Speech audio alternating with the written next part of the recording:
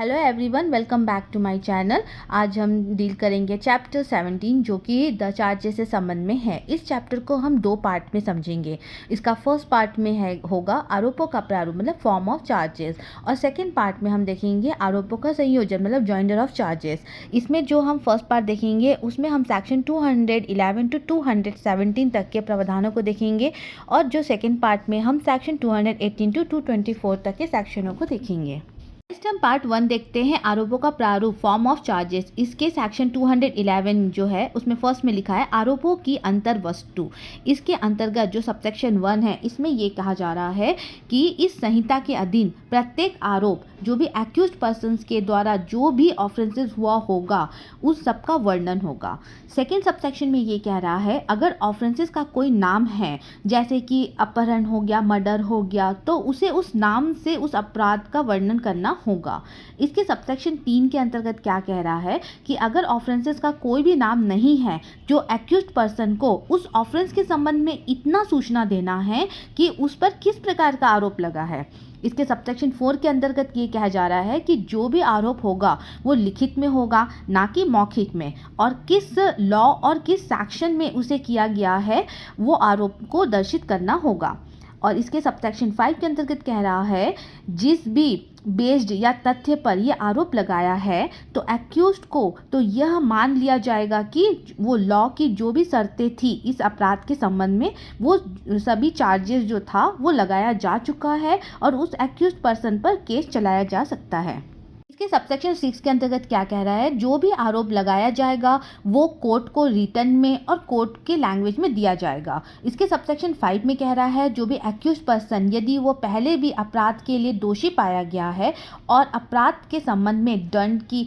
मिल चुका है तो ऐसे में उसने जो भी कोर्ट ने अपना जो भी सेंटेंसेस सुनाएगी उसे ध्यान में रखकर कि पहले जो दंड उसे मिला था इस बार उसे भिन्न प्रकार का मिलेगा या उससे ज़्यादा भी मिल सकता है, जैसा कि कोर्ट ठीक समझे। इसके लिए जो एक्यूज पर्सन पहले भी अपराध कर चुका है और उसे अपराध के संबंध में दंड मिल चुका है तो जो कोर्ट है वो पहले अपराध का जो भी दंड था, जो भी फैक्ट या जो भी डेट या जो भी प्लेस था वो भी इस करंट वाले जो भी सेंटेंसेस देगी उससे पूर्व में उसे जोड़ देगी। जैसे कि एक एग्जाम्पल के तौर पर देख लेते हैं, अगर क है, अगर उसने किसी murder, cheating, theft, extortion, adultery या क्रिमिनल इंटिमिडेशन या using a false property marks के संबंध में यदि उस पर चार्जेस लगे हैं आईपीसी के अंतर्गत, तो ऐसे में जो भी चार्जेस उस पर लगे हैं उन सब का क्लियर वर्णन चार्जशीट में दिया जाना चाहिए। नेक्स्ट हम देखेंगे सेक्शन 212 समय, स्थान और व्यक्ति के बारे में विशिष्टियाँ। इसके अंतर्गत कहा गया है कि जो भी ऑफेंसेस था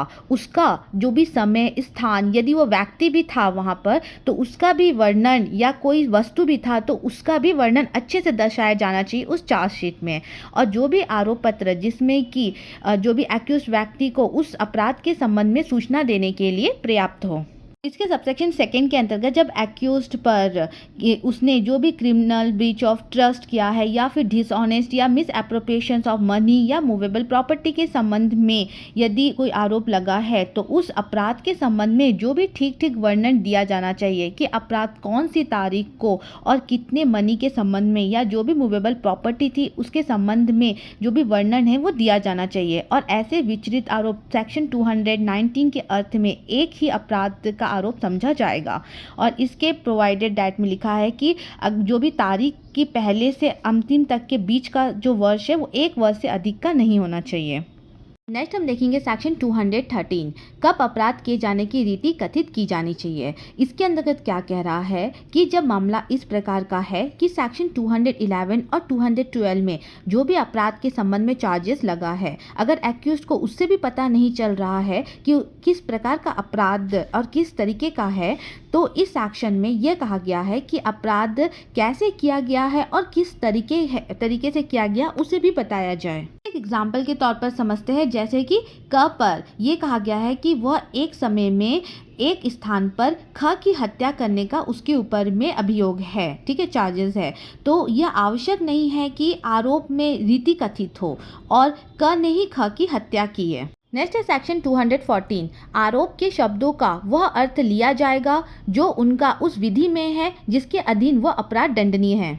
सेक्शन के अंतर्गत ये कहा गया है कि जितने भी अपराध है उस अपराध के पनिशमेंट होती है वो सब लॉ में अलग अलग दिया गया है। इसीलिए जब कभी भी जो चार्जेस लगता है किसी भी ऑफेंस के संबंध में, तो वो जिस वर्ड को यूज़ में लाया जाता है और उससे जो मीनिंग लगाया जाता है वह उसी लॉ के संबंध में होनी चाहिए। जैसे कि जो असॉल्ट और एब्यूज़ के संबंध में जो लॉ है तो उसी शब्दों में उसका अर्थ लगाया जाता है। नेक्स्ट हम देखेंगे सेक्शन 215 गलतियों का प्रभाव। इस सेक्शन के अंतर्गत क्या कहा गया है कि जब चार्जशीट लिखते टाइम होने वाली गलती से जो प्रभाव उत्पन्न होता है, जैसे कि चार्जशीट तैयार की जाती है और अपराध के संबंध में उस समय अगर किसी प्रकार की गलती हो जाती है, जैसे कि अगर किसी आरोपी का नाम लिखना रह जाना या कोई आरोप का लिखना रह जाना या फिर कोई विषय वस्तु या तथ्य जो उस परिस्थिति में थी उसका लिखना रह जाना उस चार्जशीट में, तो ऐसे में उसे केवल मटेरियल ना समझा जाए, क्योंकि जो कोर्ट है वो अपना प्रोसीडिंग तो आगे चलाती रहेगी, लेकिन कोर्ट को हमेशा ये बात ध्यान में रखना होगा कि अगर इससे आरोपी जो है एक्यूज पर्सन जो है अगर उसे कन्फ्यूज़न हो रहा है कि किस प्रकार का ऑफेंसेस किया है या फिर कुछ जो भी पर्टिकुलर्स है उसके बारे में, जिससे कि जो कोर्ट है उसको क्या हो रहा है न्याय दिलाने में या उसे न्याय करने में अगर किसी प्रकार का फेल महसूस हो रहा है, असुविधा महसूस हो रही है, तो ऐसे में उस तथ्य को या उस मटेरियल को इग्नोर नहीं किया जा सकता।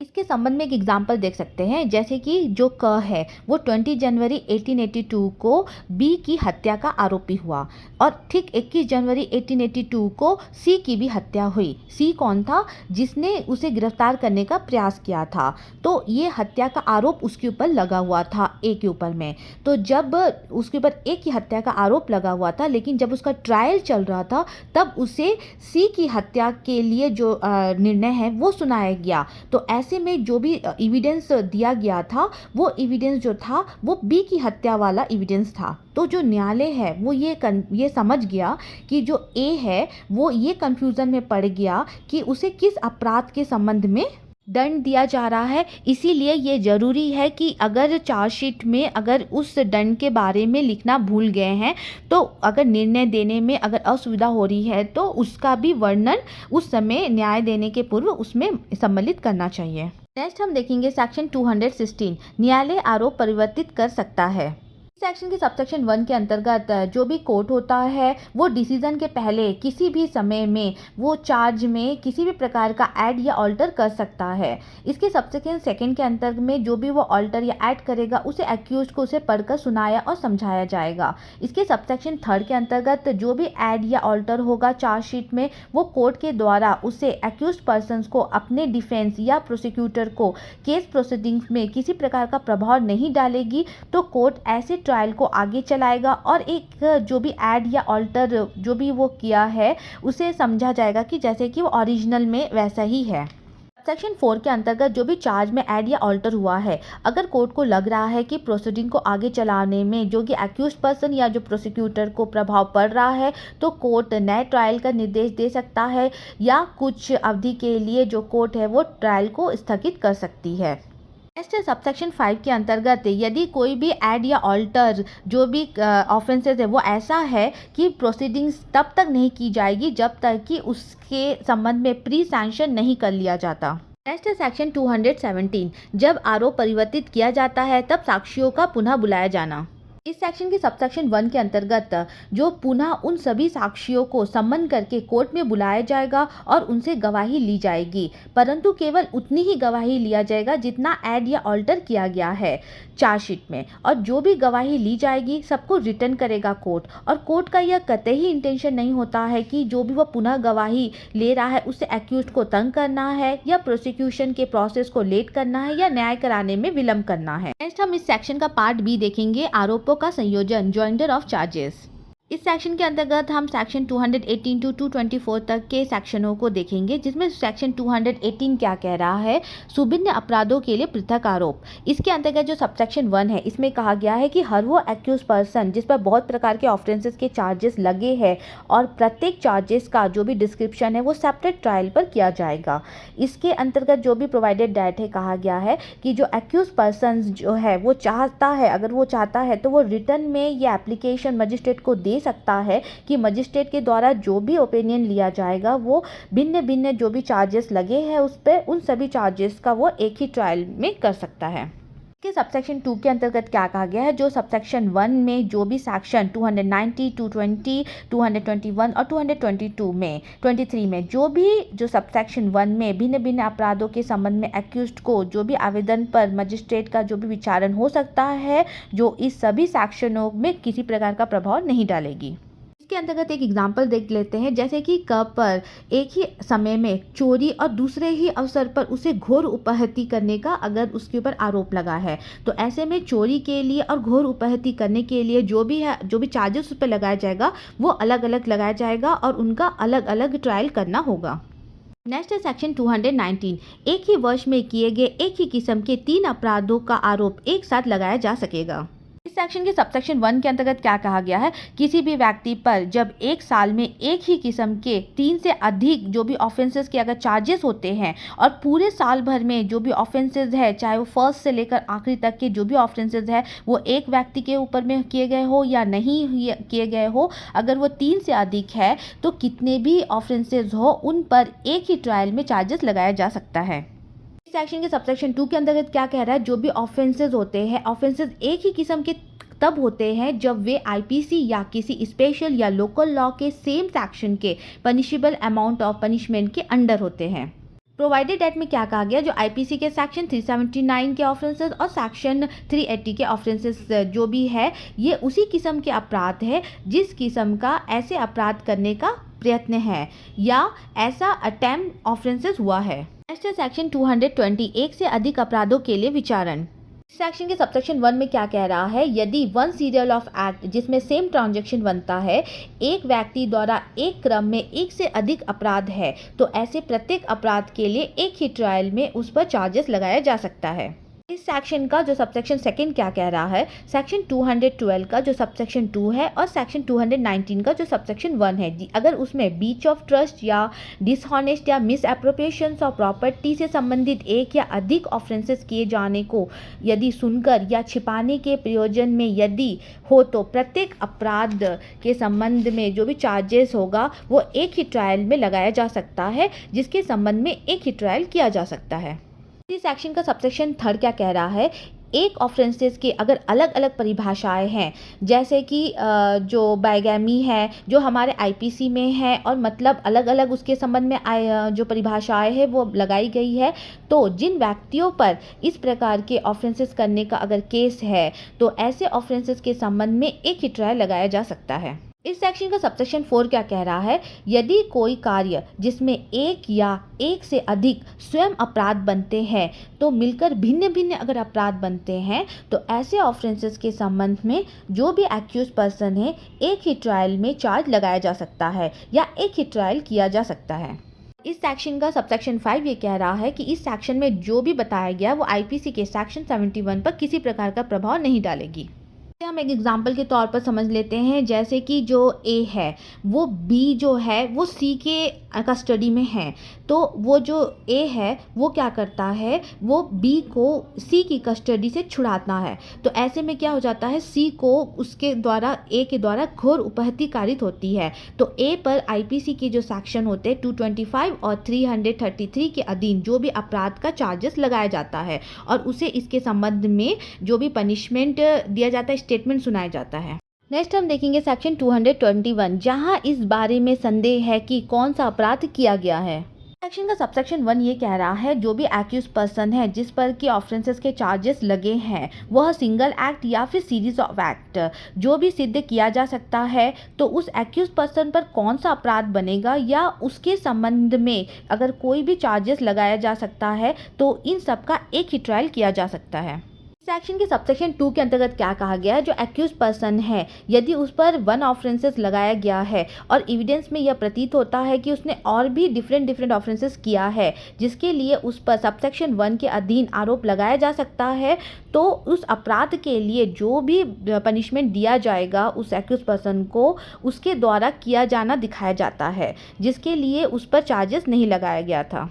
इसे एक एग्जाम्पल के थ्रू से समझ लेते हैं। जैसे कि ए है, उसके ऊपर जो भी केस लगाया गया है उसके वो क्या क्या हो सकता है कि कोई भी चोरी करके कोई पैसा लाया है, या फिर उसके पास में कोई स्टॉलन की हुई प्रॉपर्टी रखी हुई है उसने रिसीव किया है, या फिर उसने क्रिमिनल ब्रीच ऑफ ट्रस्ट किया हुआ, या फिर चीटिंग करी हुई है। तो ये जितने भी उसके द्वारा ऑफेंसेस हुए हैं इन सब के संबंध में उसके ऊपर चार्जेस लगाया जा सकता है, या उसको उसके ऊपर ये सिर्फ चोरी करने का चार्जेस, या फिर जो भी प्रॉपर्टी उसने स्टॉलन करके रिसीव की गई है उस प्रॉपर्टी पर भी उसके चार्जेस लगाए सकते हैं, या फिर उसके ऊपर में ब्रीच ऑफ जो ट्रस्ट या चीटिंग का भी आरोप लगाया जा सकता है। नेक्स्ट हम देखेंगे सेक्शन 222, जब वह अपराध जो साबित हुआ है आरोपित अपराध के अंतर्गत। सेक्शन के सबसेक्शन 1 के अंतर्गत ये कहा जा रहा है कि जो व्यक्ति पर जो भी ऑफेंसेस के चार्जेस लगे थे उसमें कई प्रकार के पर्टिकुलर्स है, और सभी पर्टिकुलर को मिला के केवल एक छोटा ऑफेंसेस बन रहा है। तो ऐसे में उस ऑफेंसेस के संबंध में जो भी एविडेंस अवेलेबल होता है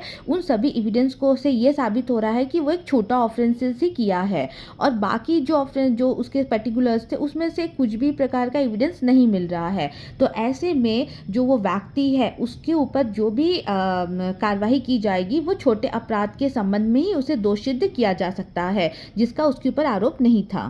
सेक्शन के सबसेक्शन 2 के अंतर्गत क्या कहा जा रहा है कि जो व्यक्ति है जिसने भी ऑफेंसेस के चार्जेस उस पर लगे हैं, अगर एविडेंस के द्वारा ये साबित हो जाता कि वो एक छोटे ही ऑफेंसेस का ही दोषी था तो उसे केवल छोटे अपराध के लिए ही कन्विक्ट किया जाएगा और उस पर जो भी चार्जेस लगाया जाएगा जो कि उस पर पहले नहीं लगा था।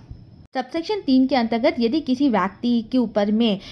ऑफेंसेस के चार्जेस लगे हैं, यदि उसने उस ऑफेंसेस को करने के लिए अटेम्प्ट किया है तो उसे केवल उसके संबंध में ही दोषित किया जा सकता है, और जो भी चार्जेस उस पर लगेगा वो अटेम्प्ट के संबंध में ही उस पर लगेगा जो पहले उस पर नहीं लगा था। सबसेक्शन 4 के अंतर्गत ये कहा गया है कि इस सेक्शंस के अंतर्गत जो भी छोटे ऑफेंसेस होते हैं उसे तब तक दोषित नहीं माना जाएगा जब तक कि जो कोर्ट में इसके प्रोसीडिंग के संबंध में जो भी रूल्स रेगुलेशंस या शर्तें होती है अगर उसे पूरी नहीं की गई है। तो सेक्शन को हम एक एग्जाम्पल के द्वारा समझ लेते हैं कि जैसे क पर घोर उपहति कारित करने का आरोप है तो उसे आईपीसी के सेक्शन 325 के अधीन उस पर चार्जेस है। वह साबित कर देता है कि उसने घोर उपहति और आकस्मिक प्रकोपन का कार्य किया था, तो जो भी संहिता की धारा 335 के अधीन उसे दोषित किया जा सकता है। नेक्स्ट हम देखेंगे सेक्शन 223, किन व्यक्तियों पर संयुक्त रूप से आरोप लगाया जा सकेगा।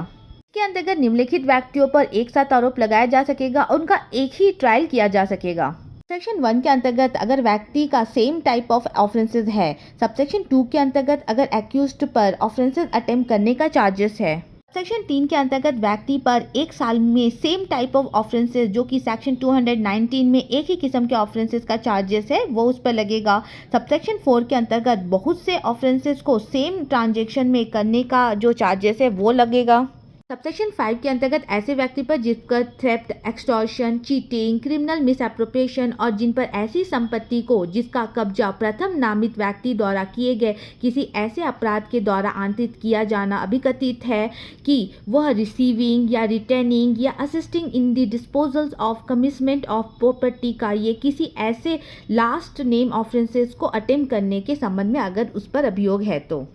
सबसेक्शन 6 के अंतर्गत वे व्यक्ति जिस पर स्टॉलन प्रॉपर्टी के बारे में जिसका कब्जा एक ही अपराध के द्वारा आंतरिक किया गया है आईपीसी के सेक्शन 411 और सेक्शन 414 के उन सेक्शनों में से किसी एक के अधीन अगर अपराध का अभियोग है।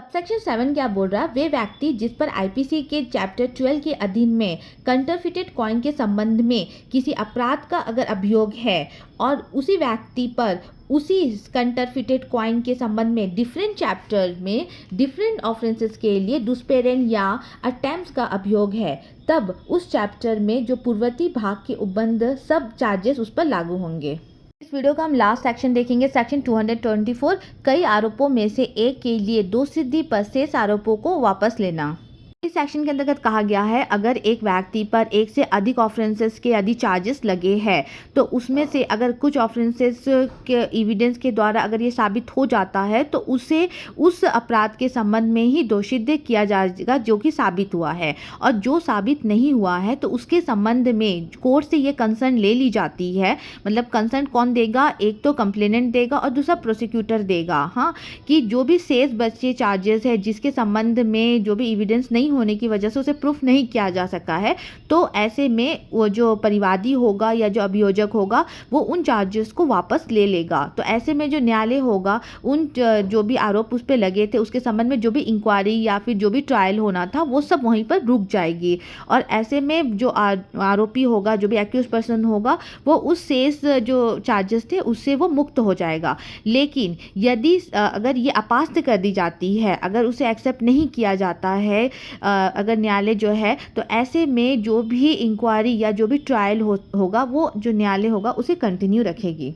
इसके संबंध में एग्जाम्पल ये है कि अगर एक व्यक्ति पर 10 चार्जेस लगे हैं, 5 चार्जेस तो प्रूफ हो गए हैं और 5 चार्जेस प्रूफ नहीं हो पाते हैं, तो ऐसे में जो भी कंप्लेनेंट होगा वो अपने चार्जेस वापस ले सकता है, प्रोसिक्यूटर जो है अपने चार्जेस वापस ले लेगा। तो ऐसे में वो जो एक्यूज पर्सन है उसके ऊपर से वो शेष जो चार्जेस जो थे उससे वो मुक्त हो जाता है, और चाहे तो जो कोर्ट होती है वो भी अगर चाहे तो वो चार्जेस वापस ले सकती है। इसके साथ ही हमारा आज का वीडियो यही समाप्त होता। आई होप कि आपको वीडियो पसंद आएगा। हम फिर मिलेंगे नए कंटेंट और नए चैप्टर्स के साथ। Thank you.